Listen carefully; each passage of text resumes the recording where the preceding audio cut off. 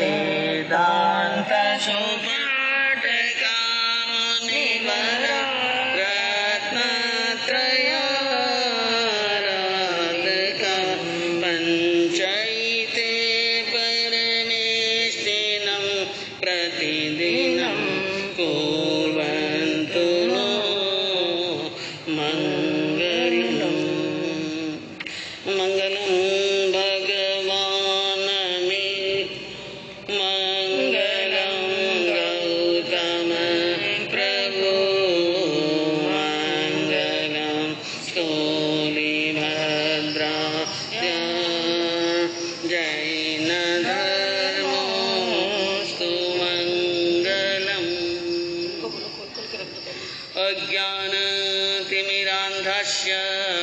ज्ञानाञ्जनशलाकया चक्षुरुन्मीलितं येन तस्मै श्रीगुरवे नमः।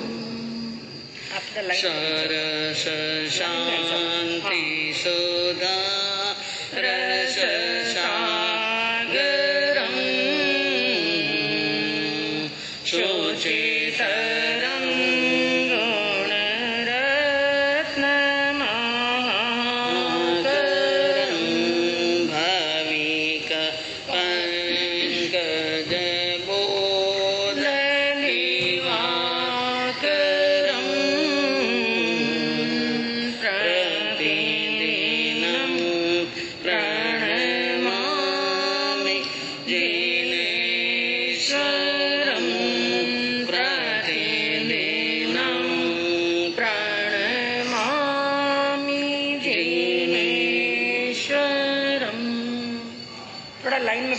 वाली बहनों को आगे बैठना है। आगे आ जाओ, पूरा आप आगे आ जाओ। थारी उमर बीती जाय प्राणी प्रभु भजल थारी आवाज धीमी जाय प्राणी प्रभु भजल थारा कर्म कठिन कट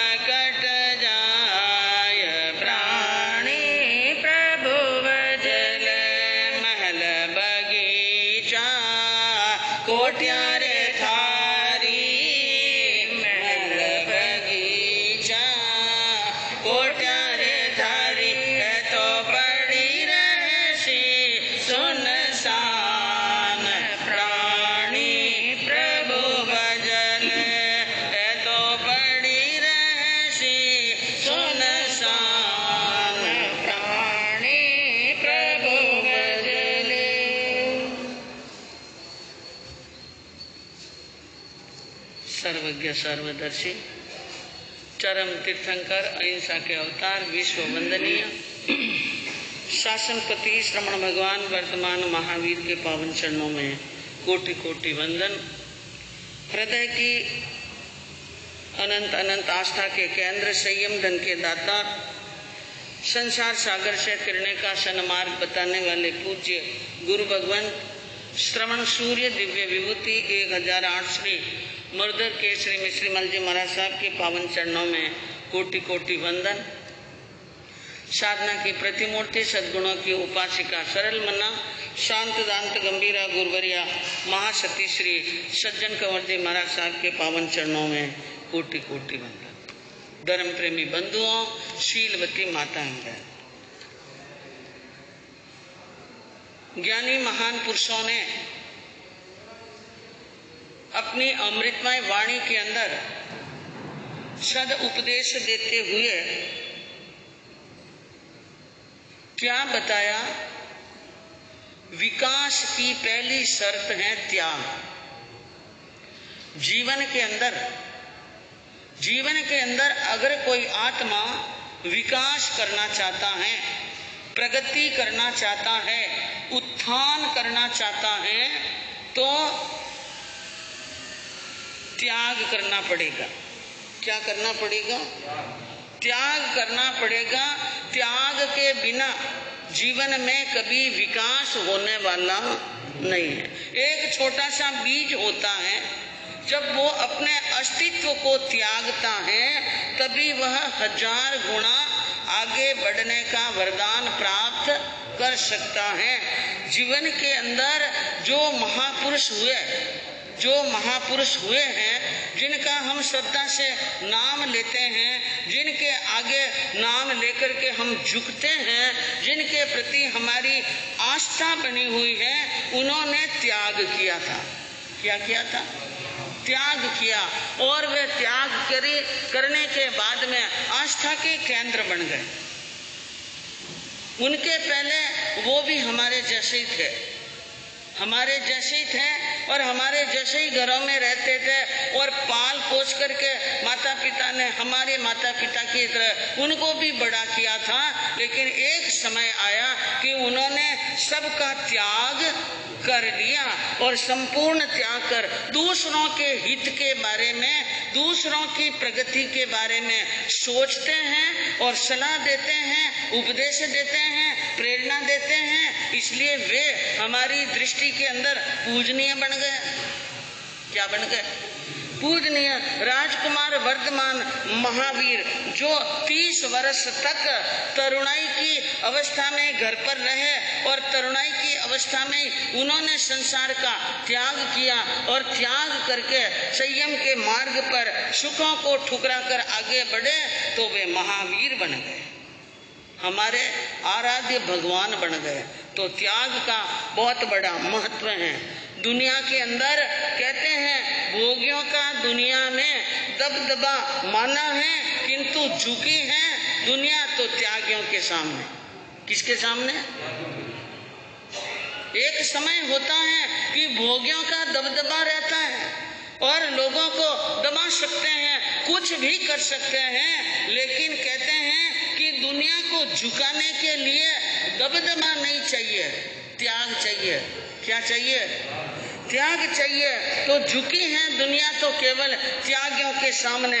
भारत के इतिहास के अंदर बहुत सारे चक्रवर्ती हुए। क्या हुए?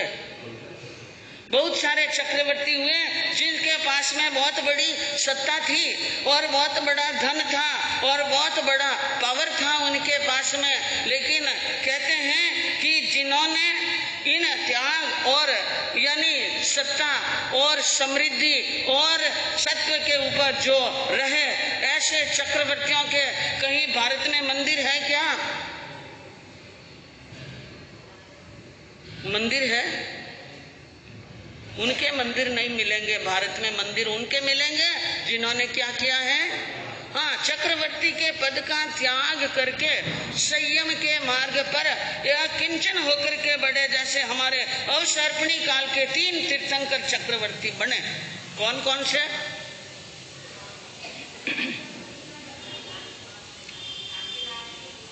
शांतिनाथ जी, कुंतुनाथ जी, अरनाथ जी, याद रखो साहब भी।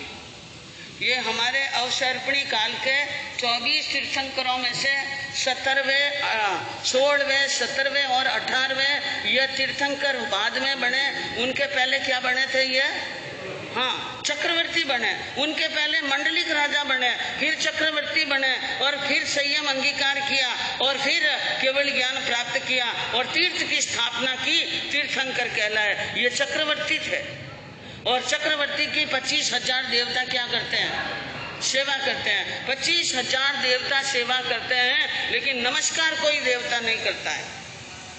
ये भी याद रखने की बात है, यह भी समझने की बात है। 25,000 देवता चक्रवर्ती की सेवा करते हैं, लेकिन चक्रवर्ती के सामने झुकते नहीं है। लेकिन जिस समय वह चक्रवर्ती के सारे पद का त्याग कर ले, वैभव का त्याग कर ले, तो 25,000 के 25,000 झुकते हैं और आपको मंदिर मिलेंगे त्याग करने वाले उन भगवान का। त्याग करने वाले महात्मा का।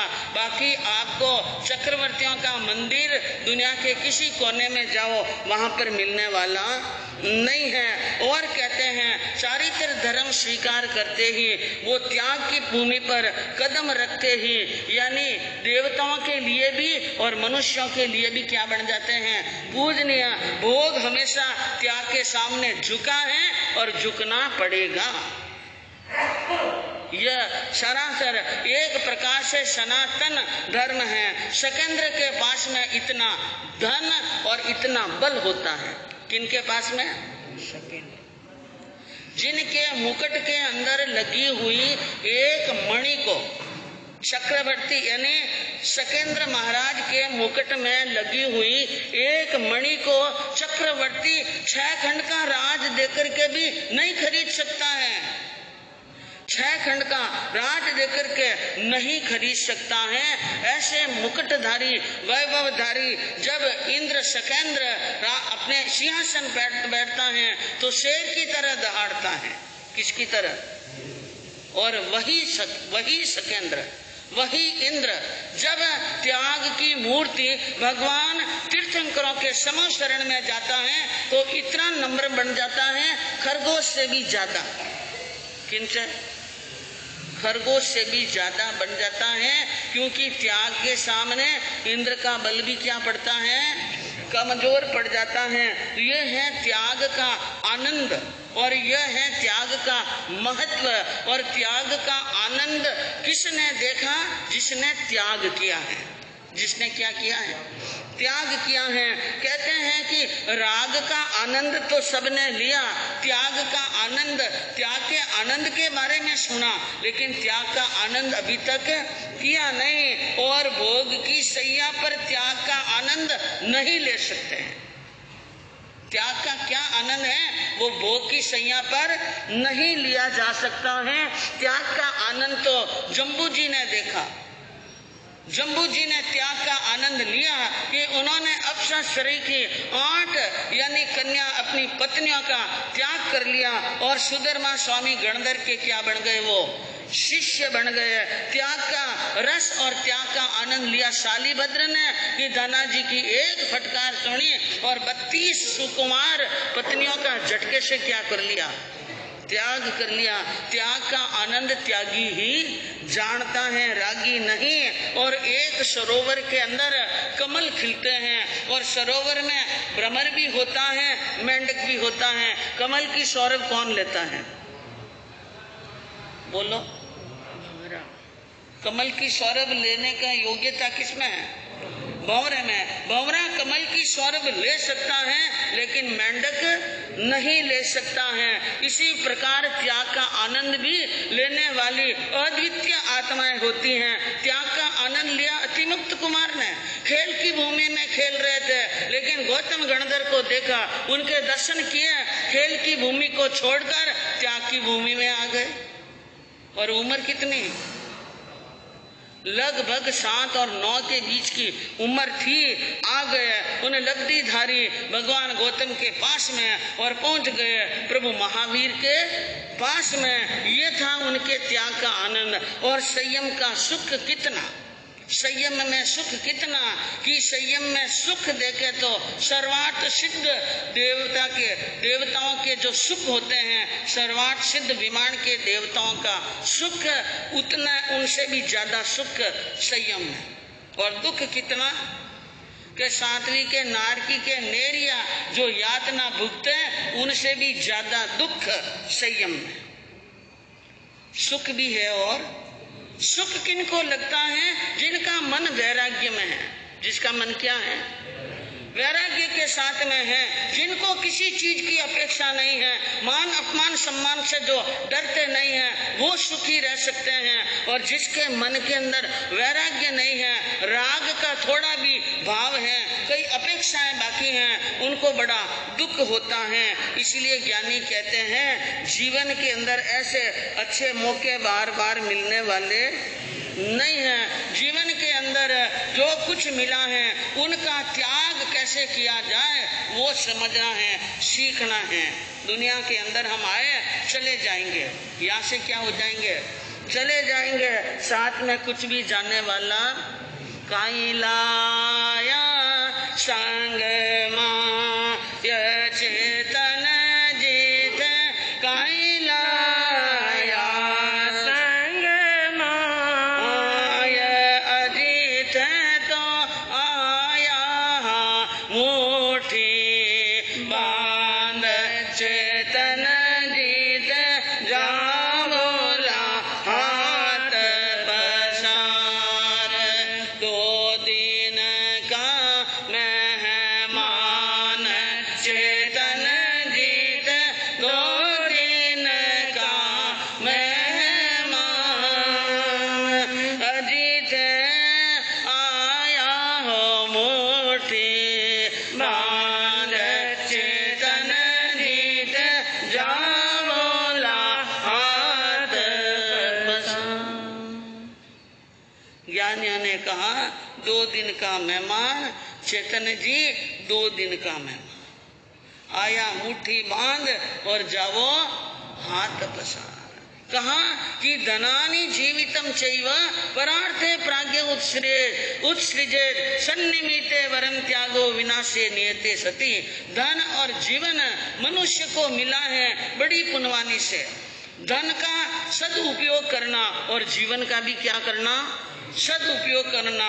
परार्थ दूसरों के हित के लिए धन का उचित समय पर उपयोग कर लेना और दूसरों के हित के लिए इन जीवन का भी उपयोग कर लेना, यही अच्छा है। बुद्धिमान मनुष्य को चाहिए कि दूसरों के हित के लिए जीवन और धन इन दोनों को क्या कर ले, समर्पित कर ले। अन्यथा कहते हैं कि न धन साथ में जाता है न जीवन अमर रहता है, दोनों छूटने वाले हैं। तो त्याग की प्रवृत्ति। एक व्यक्ति ने लाखों कमाए करोड़ों कमाए, लाखों कमाए और करोड़ों कमाए और सब जब एक थपेड़ा काल का लगता है सब छोड़ के जाता है। लोग कहते हैं बेचारे ने सब छोड़कर चला गया, बेचारा सब छोड़कर चला गया। एक व्यक्ति ऐसा है जिसने खूब कमाया, खूब माया जोड़ी और खूब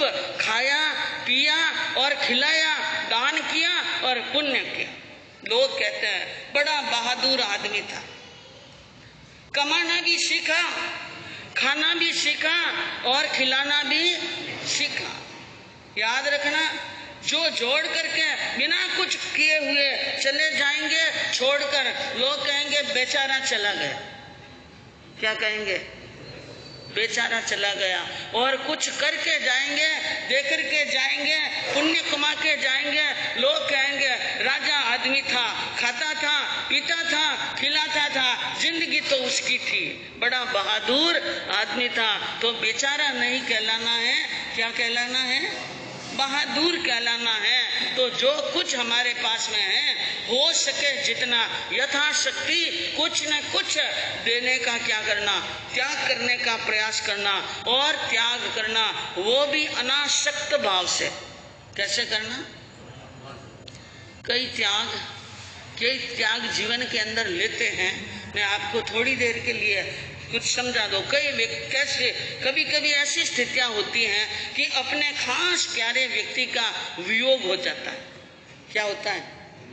त्याग भी कई प्रकार से होते हैं। कोई मोह के वशीभूत करते हैं, कोई क्रोध के वशीभूत, कोई अहंकार के वशीभूत त्याग कर लेते हैं। अहंकार पर ठेस पहुंची, त्याग कर लिया, 300 तलाक, मुझे ये नहीं चाहिए। कभी क्रोध के अंदर त्याग कर लेते हैं, कभी मोह के अंदर कि अपना प्यारा चला गया, मेरा खास चला गया, इसलिए इन चीजों का त्याग है। उनका कोई कर्म निर्जा। कई बार ऐसा होता है घरों के अंदर, परिवारों के अंदर, हम देखते हैं कि बाबूजी वो गए, उनके बाद में हमने तो इन चीज का त्याग ही कर लिया, त्याग कर लिया, लेकिन वो आपके मोह का त्याग है, उनसे कर्म की निर्जरा होने वाली नहीं है। आपका त्याग कर्म निर्जरा के लिए करना है, किसी के पीछे त्याग नहीं करना है। क्या नहीं करना? क्रोध में त्याग नहीं करना, अहंकार में त्याग करना नहीं करना, और अनासक्त भाव से त्याग करना, आसक्ति की भावना रखकर त्याग नहीं करना। एक जीवंत उदाहरण बताऊं, बीकानेर के महाराजा के छोटे भाई थे पृथ्वी सिंह, और पृथ्वी सिंह की शादी हुई लाल देव के साथ में। किसके साथ में?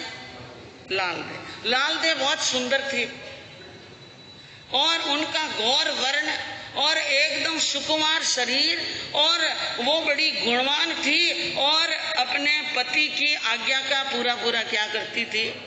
पालन करने वाली ऐसी सुशीला वो राजकुमारी, यानी ऐसी राजकुमारी थी और कुंवरानी सा थे। लेकिन एक दिन शरीर के अंदर अचानक रोग उत्पन्न हो गया और वैद्यों के द्वारा, डॉक्टरों के द्वारा खूब इलाज कराया गया, लेकिन लाल देव ठीक नहीं हुई। क्या नहीं हुई? हाँ, शादी हुए थोड़े दिन ही हुए थे, बीमार पड़ गई और इलाज खूब कराया, लेकिन इलाज के बावजूद ठीक नहीं हुए। और एक दिन आया कि उनके प्राण पंखेरु उड़ गए, और प्राण पंखेरु उड़ गए तो वो पृथ्वी सिंह अपनी पत्नी से बहुत प्रेम करते थे, और इस कारण से अपनी पत्नी की जिस समय अर्थी निकाली जा रही थी महलों में से, उस समय धार धार रो रहे थे। और जब शमशान भूमि के अंदर लेके गए, वहां साथ में गए थे, और वहां उन्होंने क्या देखा? एक जलती हुई चिता के ऊपर, यानी चिता पर लिटाया गया और चिता के क्या लगा दी?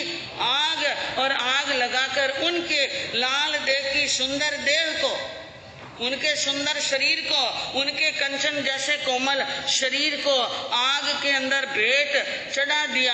आग ने जला बलाकर उसका क्या कर दिया? राख कर दिया। यह सब पृथ्वी सिंह देख रहा था। उनके मन के अंदर इतना जोरदार दुख हुआ, उनके पीड़ा इतनी हुई कि उन्होंने उस समय एक बात की प्रतिज्ञा की। इतिहास में ये भी बात लिखी हुई है, तो रांध्या नहीं खावसो। अग्नि को संबोधन करते हुए कहा कि तो रांध्या नहीं खावसो रे वास दे निसंद मोह देखन ही बालिया मारी लाल देहर लाल दहना हट।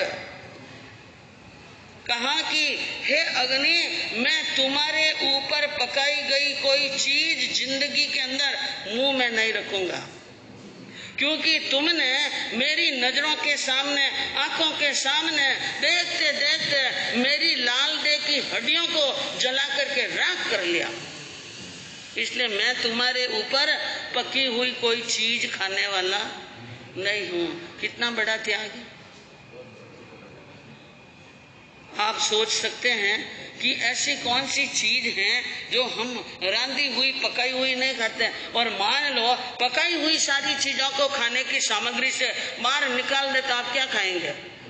या तो कच्ची सब्जियां खाओ या फल फ्रूट। जिंदगी के अंदर अन्न नहीं खा सकते। अन्न खाओगे तो क्या करना पड़ेगा? पकाना। और यह शरीर है अन्न का कीड़ा। ये औदारिक शरीर किसका कीड़ा है? अन्न का कीड़ा है। कितना बड़ा त्याग। मिठाई से लगाकर रोटी और दाल का भी क्या कर लिया? सब कुछ त्याग कर लिया। पर जरा सोचिए, इस त्याग के पीछे पृथ्वीराज सिंह का मोह बोल रहा है या आत्मा का ज्ञान बोल रहा है? तो मोह बोल रहा है तो उनकी से कर्मों की निर्जरा होगी क्या? नहीं होगी। तो ये दृष्टांत सुनकर के क्या सोचना है, हमें क्या समझना है कि राग भाव से, आसक्ति के भाव से, मोह के भाव से, क्रोध में आकर, अहंकार में आकर, मान में आकर किसी चीज का त्याग नहीं करना। अगर उस चीज का त्याग कर भी दिया तो उन त्याग का कोई फल मिलने वाला नहीं है। जिन्होंने त्याग किया है और जो कर रहे हैं उनके त्यागों की हम महिमा गाते हैं, क्योंकि त्याग भी कोई आसानी से होने वाला नहीं। लेकिन ज्ञान पूर्वक त्याग करो, ज्ञान पूर्वक समझ कर त्याग करो कि कौन से त्याग से कर्मों की निर्जरा है। महावीर ने यही उपदेश दिया कि सिर्फ कर्म निर्जरा के लिए त्याग करो, कर्म निर्जरा के लिए तपस्या करो। आज हमारे यहाँ पर हमारी बहनों के जो सिद्धि तप चल रहा है, 45 दिन की लंबी तपस्या चली है, आज उनकी पूर्णाहुति है। बहनों ने सिद्धि तप किया है। किस लिए किया सिद्धि तप?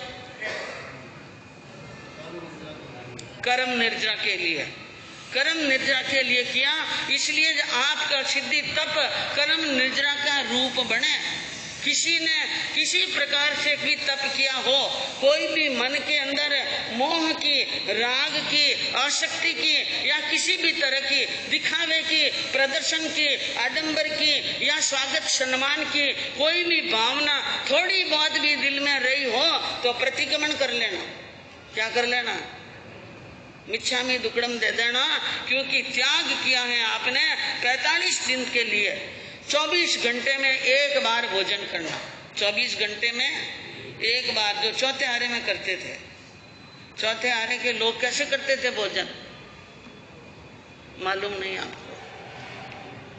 चौथे आरे में 24 घंटे में एक बार ही भूख लगती थी, इसलिए एक टाइम क्या करते थे, भोजन। लेकिन 5वें आरे में ये स्थिति नहीं है, 4 बार भी खा लेते हैं ना, 5 बार। लेकिन इन बहनों को बहुत बहुत धन्यवाद है कि इन्होंने अपने जीवन के अंदर ऐसा त्याग किया है कि 24 घंटे में से एक टाइम खाना। बहुत बहुत साधुवाद है इन तपस्वी बहनों का, सिद्धि तप करने वाली बहनों का। उनका मैं दिल से, हृदय से और मनी मेरी अंदर की भावना से बहुत बहुत इन त्यागी बहनों का और भाइयों का हम स्वागत करते हैं, सम्मान करते हैं और कहते हैं परमात्मा से, सत्संग देव से कि आप इस प्रकार की तपस्या के जीवन के अंदर अनुष्ठान करते रहें और हर तपस्या आपके जीवन में कर्म निर्जरा का रूप बने।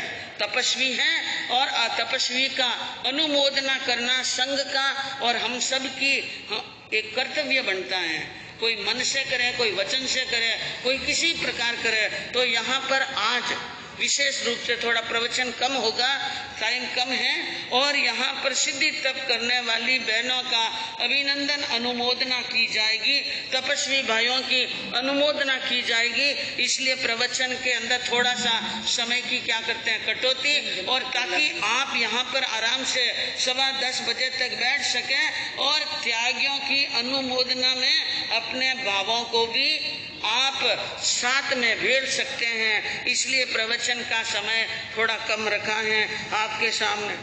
3 जनों के तेला भी आज 3 जनों के तेले की तपस्या भी है, बहनों के भी तेले और बेले की तपस्या है, एकासन उपवास आइमिल की भी तपस्या है। तो मैं आपसे कह रही थी, हमारे यहाँ पर अंजना सती के चारित्र के अंदर वर्णन चल रहा था कि गांव नगर के अंदर रतनपुरी के अंदर बात फैल गई कि पवन जी और अंजना के बीच में बोलाचाली, दोनों पति पत्नी एक दूसरे के सामने आते नहीं हैं और बोलते नहीं हैं, इनके बीच में प्रेम नहीं है, घर गृहस्थी वाली कोई बात नहीं है। ये बात फैली नगर मजा, पूरे नगर में क्या हो गई, बातें हो गई। नगर के लोग लुगाई ये बात करने लगे, राज कर्मचारी गुप्तचरों ने, दास दासियों ने नगर के अंदर बातें करते हुए लोगों को सुना और आकर के महाराजा प्रहलाद सिंह को भी कहा और महारानी केतुमती तक बात गई। राजा रानी के पास में आए और कहा मैंने ऐसी ऐसी बातें गुप्तचरों से सुनी है। तो रानी साहिबा ने कहा मैंने दासियों के मुख से ये बातें सुनी है कि हमारे बेटे और बहू के बीच में बोलचाल नहीं है। तो ये बात सुनकर पहले तो बहुत दुख हुआ। बड़े घर की बात कभी बाहर जाती है ना, बड़े घर की बात बाहर जाती है तो जो इज्जतदार लोग होते हैं उनको क्या होता है, बड़ा दुख।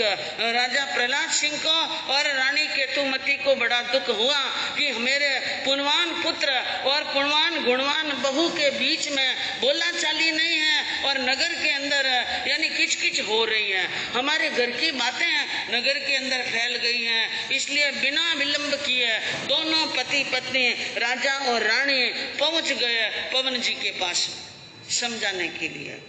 राजा रानी सुन कर दोनों रहे पूर्ण दुख पाए, पवन कुंवर को पास बुला कर, पवन कुंवर को पास बुला कर एम समझाए जी धन सती अंजना, साची सतव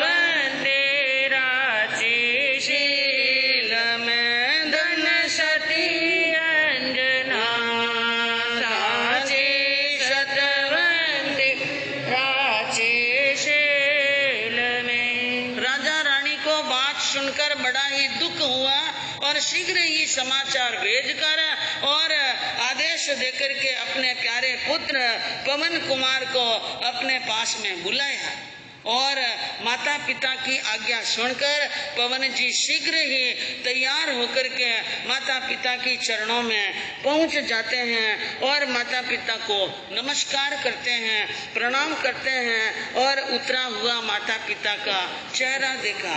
एक सपूत बेटा अपने माँ बाप का उतरा हुआ मुख देख नहीं सकते हैं। उन्होंने क्या देखा, पिता राजा भी चिंतित हैं और मातेश्वरी भी चिंतित हैं, दोनों ही चिंता में हैं। लेकिन अब उनको क्या कहना, कैसे कहना, इतने में पुत्र को कहने लगे माता पिता, सुन पुत्र प्यारा क्यों तू रिसाया, अबला ऊपर सुन पुत्र प्यारा क्यों तू रिसाया, अबला ऊपर या अबला है दीन बिचारी, इनके राखो शर्म, बेटा इनकी राखो शर्म। अरे कीड़ी ऊपर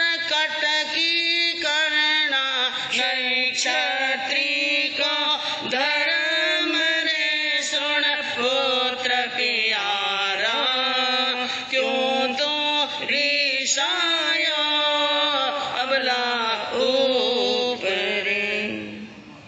माता पिता ने कहा, हे पुत्र तू हमें प्राणों से भी प्यारा है, तू गुणवान है, समझदार है। मुझे एक बात समझ में नहीं आई कि तू अंजना के ऊपर क्यों रूठा हुआ है।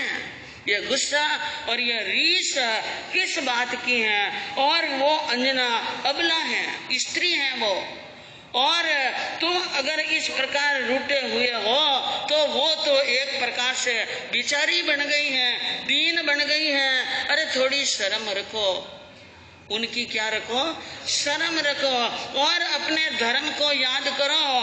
कीड़ी ऊपर कटकी करना, एक कीड़ी को काटना, कीड़ी को मारना, ये क्षत्रिय का धर्म, क्षत्रिय का धर्म है शत्रु के ऊपर वार करना। किसके ऊपर?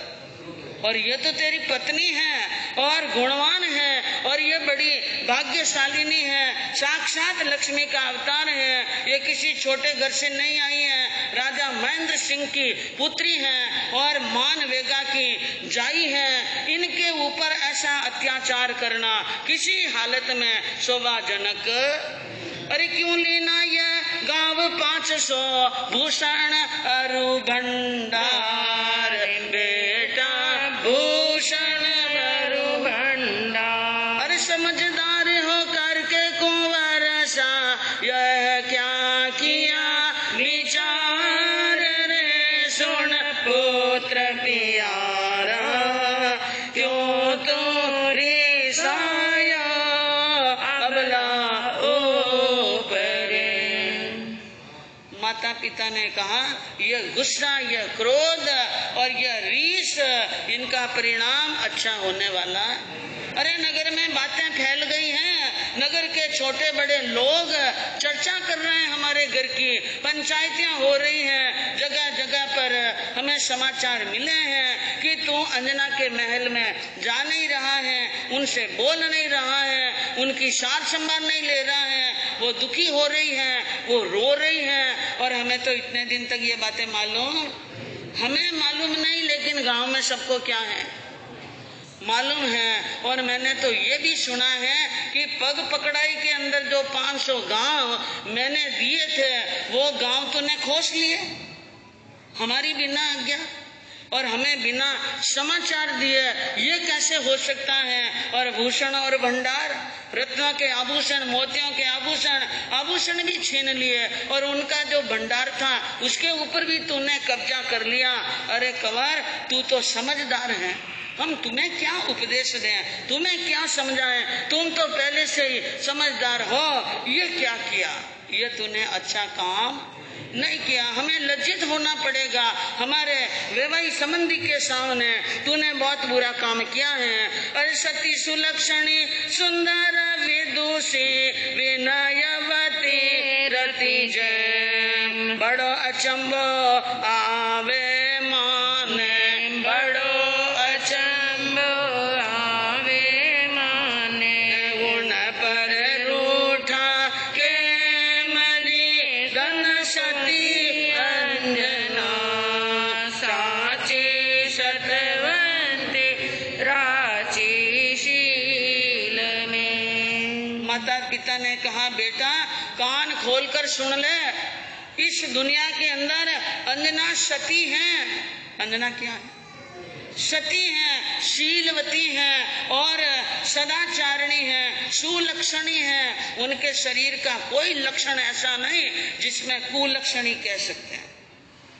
सामुद्रिक शास्त्र के ज्ञाता को बुला दे, कोई इसमें खंडित यानी उनमें कोई दोष निकालने वाला नहीं है। सुंदर हैं और विदुषी हैं, पढ़ी लिखी हैं, गुणवान हैं और विनयवान हैं। विनय में भी कोई कमी नहीं है। हमें बड़ा आश्चर्य हो रहा है, इतने सारे गुण होते हुए भी तू उनसे रूठ गया है। कारण सामने को क्या कारण है, हमें क्या बताओ, कारण बताओ। अब आप देखिए माता की पिता की बात पवन जी ने सुनी है, कैसे कारण बताते हैं, क्या कारण बताते हैं और आगे चौपाई के अंदर क्या वर्णन आता है, आगे सुनने से माता नाम ले लो। आज हमारे यहाँ पर तेले के दांत शोभा